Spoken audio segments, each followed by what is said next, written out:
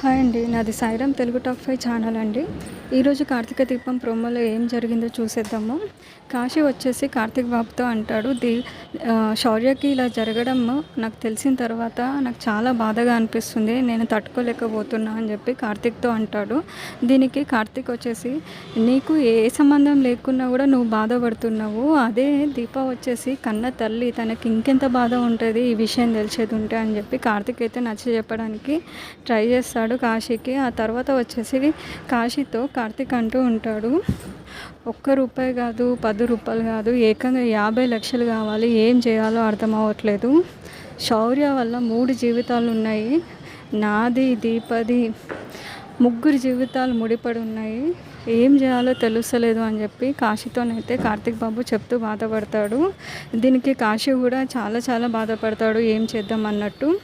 ఈలోపు దీప వచ్చేసి కార్తీక్కి కాల్ చేస్తూ ఉంటుంది, ఎలా ఉంది అని చెప్పేసి. కార్తీక్ అయితే తొందరలో వచ్చేస్తాము, నువ్వు టెన్షన్ పడకు అని చెప్పి దీపతోటి అయితే చెప్తూ ఉంటాడు.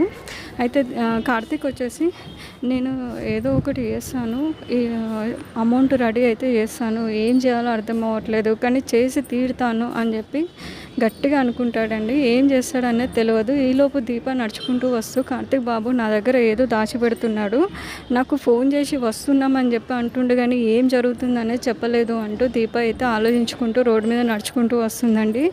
ఏదో ఆలోచనలో ఉంటుంది, అబద్ధం చెప్తున్నాడు అని చెప్పి. ఈలోపు అయితే ప్రోమో కంప్లీట్ అయిపోతుందండి. రేపటి ప్రోమోతో మళ్ళీ నేను ముందుకు వస్తాను. ప్లీజ్ ఇంకో ఎపిసోడ్ పెట్టాలంటే ఖచ్చితంగా మీరు లైక్, సబ్స్క్రైబ్ చేసి ముందుకు వెళ్తానండి.